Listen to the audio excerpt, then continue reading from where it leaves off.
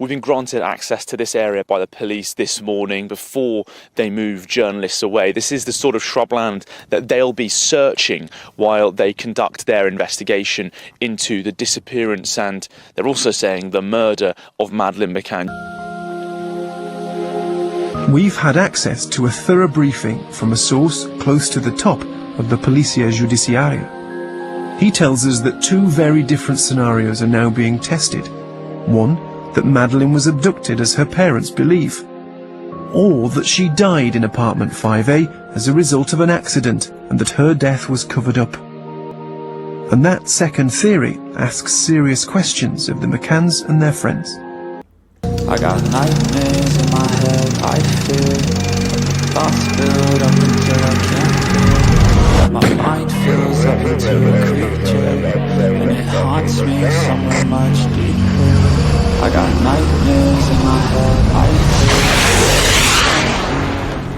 fear. Breaking news in the Madeleine McCann case is that a former police chief believes there was a massive breakthrough in the German search, which is why they were seen celebrating.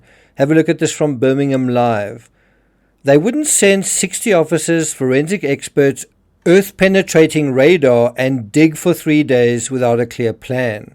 When police are celebrating at the end of a search like this, it usually means they've found something worth following up on. This kind of reaction is not given lightly. It often signals a breakthrough in what can be a painstaking and methodical process. What do you think? Is he right? Are you ever not going to fall for that? Do you also think they were celebrating because they suddenly found something at the end of day 3? Before we get to that, if you haven't subscribed to the channel, please do. I want to highly recommend you watch the new Netflix documentary on the Titan submersible disaster. It's very well put together. It's very likely to win an award.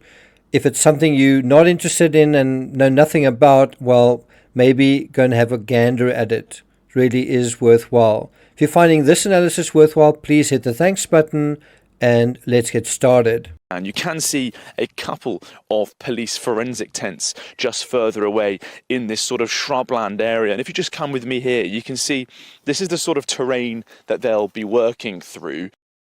A detective has told us that the friends are everything, that there are inconsistencies in their statements, that they might be hiding something. Specifically, the police thought seems to be that with the statements as they stand, that night seems so busy it's hard to see a predatory while taking the risk. This is a couple who are desperately looking for their missing daughter. The thought of them having Madeleine in the car is just obscene. We're told the police do remain interested in this car. One source says it's a mystery why the vehicle does so many miles when Kate and Jerry McCann have left it behind on trips across Europe. Whatever happened to this level of investigative reporting? Whatever happened to this level of critical thinking? Do you also think they were celebrating because they suddenly found something at the end of day 3? Apparently common sense isn't all that common. Where one expert sees a breakthrough, what do you see? I see a bunch of tired searchers they've been at it for 3 full days straight, digging day in and day out, under a hot sun, rewarded with a case of beer. Perhaps also as a gesture of thanks for their efforts. Not rewarded for finding anything, but just for the job done. What do you see? Incidentally, I meant to ask, which investigator do you think has assessed the McCann case better, in your opinion, over the whole arc of this case? Gonzalo Amaral or Jim Gamble? Let's face it, Amaral has no doubt gained the lion's share of bad press, including these unflattering headlines. Look at this. Inspector Clueless. Bungling Portuguese cops start from scratch. Disgrace. He has 3-hour boozy lunches, works for only 4 hours a day. But is there even any hint of a lack of competence in his latest wild goose chases? First at the reservoir, then on a hiking trail, literally coming up with nothing from the German authorities. Is there any suggestion anywhere ever, one fruitless search after another, that there might be a false assumption somewhere along the line? You just heard in that Panorama documentary this idea that there are two possibilities here, and then going into detail about the one and then going into detail about the other. And yet, with the British media now, just seem to be stuck on like a one-track mind, right? Is there any sense that there could be another possibility here? No. Incredibly, not a single British publication, none that I could find, breaks ranks. And I want to deal in depth with a more sensible publication and its attempts to talk sensibly about this case. So look out for that. That's coming out in due course. I mean, if you really want to address some of the silliest aspects surrounding this case, all we need to do is to go right back to the beginning. What was said between those people, it leaves us somewhat perplexed in the way, as I've been saying since the beginning, that not all their statements match up exactly with each other. There are some things where between what one says and what the other says, they don't match up with each other. Of course, that's not something the British media are paying any attention to, certainly not today. But if we go back to the beginning, look at this headline, 10 blunders, right? And that's not really what I'm talking about. You know, it's not coming from the Portuguese side, these blunders. Have a look at this. E-fit of MADDIE suspect like an egg with a side parting. The egg with the head came from the British side, and the British insisted so much on forcing the issue, it became a diplomatic row, which I think we need to deal with that separately as well. Look at this headline. How will they ever catch him with this? And look where we are 18 years later. Of course, we're dealing with Tanner Man, a friend of the McCanns who described a man without a face. This friend. Well, if you ask 9 people about an events of a night, you're probably going to get 9 slightly different stories, and you're not clock watching, you're not, we were having a meal, you're not. Jane Tanner is the only one of the group of friends who has agreed to speak to us. She denies recent reports that both she and her partner want to change their witness statements. And look at this headline from way back when. And with an e-fit like this, is it any wonder abductor is still at large? Where do you think that e-fit came from? And that bombshell preoccupied the investigators for around 4 years before anyone admitted it was rubbish. And here's the headline that was finally brave enough to acknowledge as much.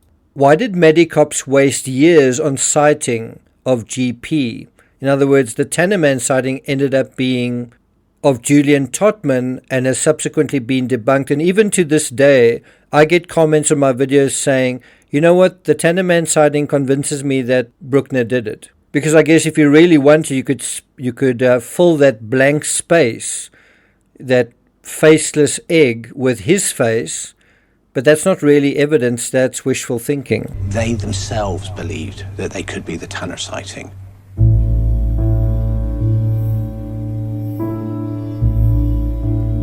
That's not much of an admission from the cops that they made a huge mistake here. This is the biggest blunder of this case. Look at this headline from May 2018. Madeleine McCann police spent 4 years trying to ID a man seen carrying baby on night toddler disappeared, despite the doctor saying it was him, despite him putting up his hand. Me! Anyone! Oh, pick me! Oh, I know, me! But again, where is that ability to self-examine now? If you want to talk about by far the biggest blunder of the McCann case, this is it. It's spending 4 years following a nonsensical lead towards a simple and obvious conclusion, with the actual person jumping up and down saying, it's me. Meanwhile, the deafening cacophony of the media drowns him out, perhaps even intentionally. 4 years. So when Mr. Gamble talks about urgency and every second counts and the clock is ticking, and how there were critical mistakes in the minutes and hours following the disappearance, that simply pales into squandering 4 years on an obviously rubbish lead. Bruckner, by the way, has been another 5 years. I don't believe the storytellers are really this stupid. Some clearly are, but many are all about weaving straw into gold, and they have.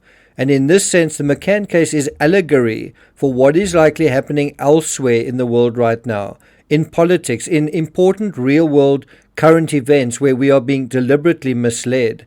And what protects us from fake news, from having the wool pulled over our eyes?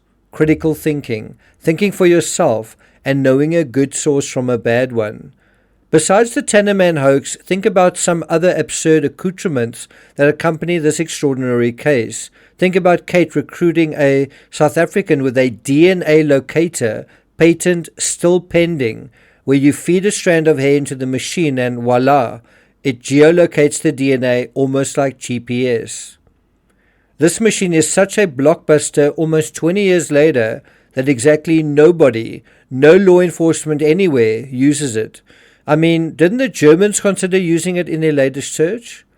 Gamble, meanwhile, is the gold standard apparently in British investigative prowess. But just on his intuition about these searches celebrating, what do you think? Is he right? Time will tell, and despite the drumbeat of urgency and clock ticking, did you know that Bruckner's release date has just been announced? It's September 17th, exactly 3 months away today. Do you really think his release date would still be in the offing if there was some sort of major breakthrough implicating him? I know that you've not spoken to the media before, and yet you've been, much discussed. Why have you chosen to speak Because now? I've not spoken because the Portuguese police told us not to talk about the case at all.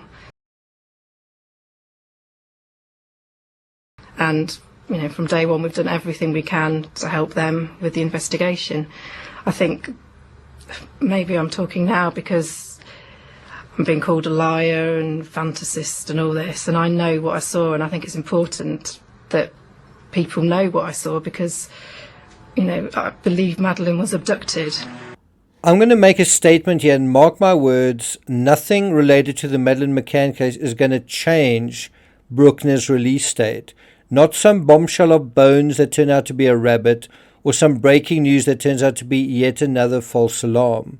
I do think once Bruckner walks free, the British media will find themselves in a conundrum. More than likely the British public, those that were duped into following this narrative to its inevitable conclusion for years, aren't going to want to follow it anymore. They're not going to want to do it anymore. And then what?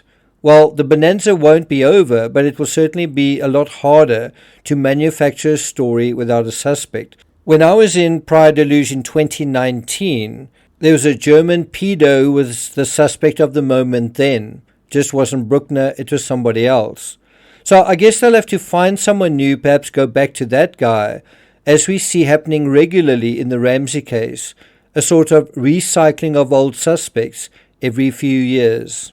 All right, I'm not going to take it further than that. Thank you for listening, and I'll see you guys next time.